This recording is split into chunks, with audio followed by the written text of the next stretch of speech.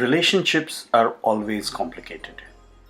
But if these relationships are amongst the oldest that you have ever had in your life, then these relationships can actually become your strength. I'm talking about the relationship between siblings, and that is what this movie is about.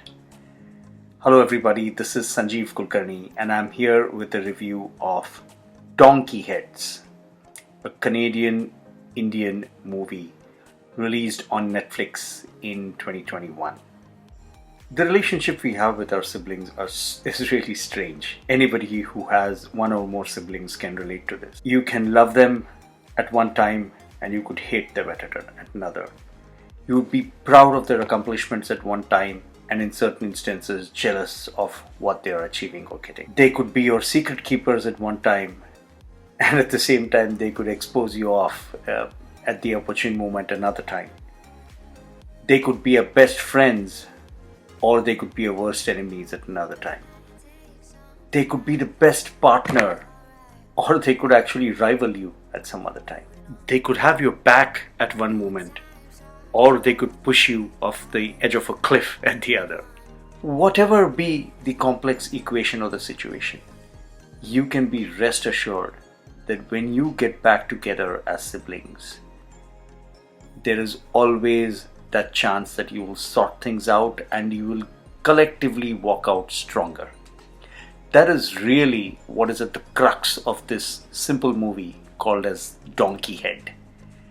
I really don't know what that term means, but ऐसा लगता है कि it could be coming from the term where parents always keep calling their kids as gadhe, donkey. Maybe that is what it is coming from, because the central character in this movie, who is also the director and the writer of the movie, she plays the character Mona, who is a little bit of a donkey head in that sense. The story is about this unsuccessful writer who is based in the heartland of Saskatchewan. I hope I pronounced this region right, in Canada. The capital city is called as Regina.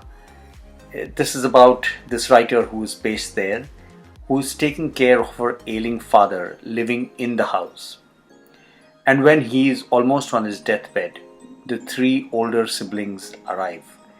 And the various intricacies of their relationship between themselves and the relationships that they have external in their respective families is what really forms the crux of this movie.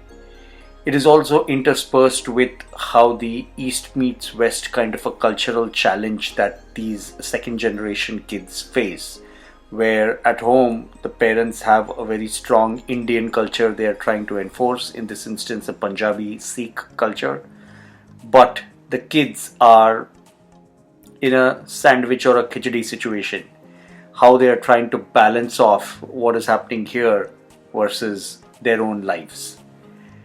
Very relatable to most of us who are living outside, either as first or second generation Indians. We can kind of see the challenges that are shown here.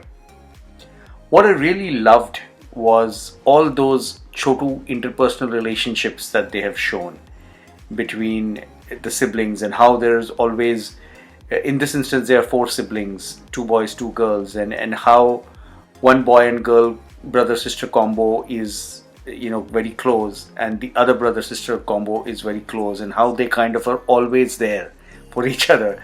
But again, as I said, looking at the right time, how they also go ahead and expose the other one.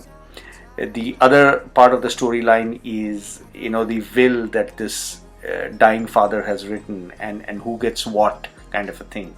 And that leads to another can of worms that open up and demonstrates an other side of this very interesting sibling equation.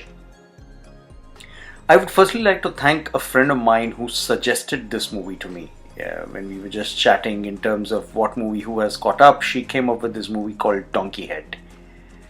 And the name itself was not appealing, but then because it had come from her, I clicked on it and started watching the movie.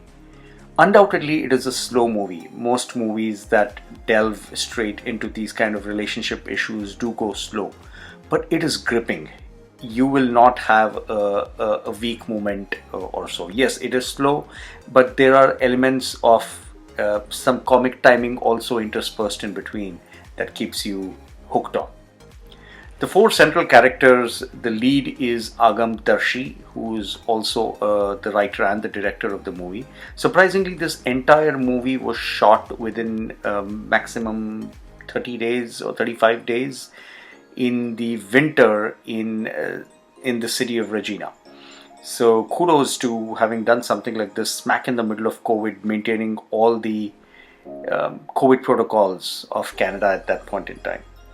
Supporting Agam are Stephen Lobo, who plays the only brother who has kept on the pug or the puggy. And he has a twisted relationship as well, which Agam then goes and splits out in front of everybody.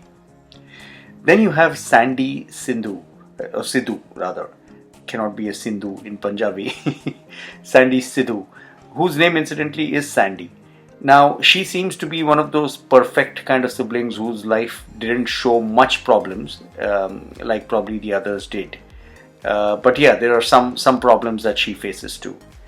And then the last brother is Hussein Madhavji, who's called Roop in the movie. He was that kind of brother who always who's into real estate and likes to keep a cool face, that oh, everything is fine, only to realize that he is having an extremely troubled relationship with his wife. So all of these kind of idiosyncrasies are playing out together. And then there is a surprise small little cameo appearance by Kim Coates, probably the only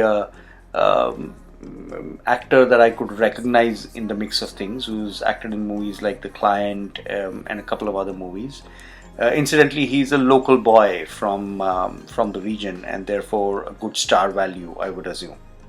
So all in all, it's an excellent movie available on Netflix that you can just on one of the days where you're feeling whether you're feeling happy or low, actually watch it, because it will revive your belief in relationships. If you have a sibling, try to watch it together as a watch party. I think you might enjoy it far better. So highly recommend, watch it. Donkeyhead, a movie made by Canadian Indians.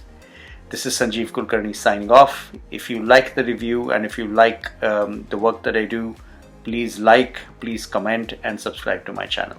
Cheers.